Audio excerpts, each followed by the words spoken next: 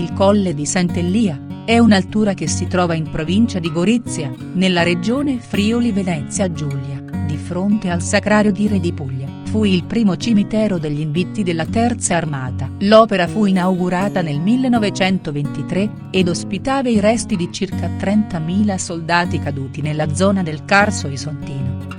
Le tombe dei caduti della Grande Guerra erano disposte a gironi concentrici, ed erano alternate a cimeli di guerra ed epigrafi, che andavano a identificare le specialità e i reparti che vi combatterono. Le circa 30.000 salme vennero successivamente traslate nel nuovo Sacrario di Re di Puglia, inaugurato nel 1938.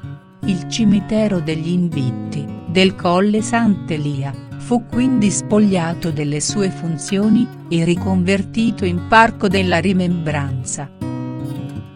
Oggi, è composto da un grande viale a gradoni, su cui sono disposte le riproduzioni in bronzo, di alcuni cimeli e di epigrafi, che ornavano le tombe.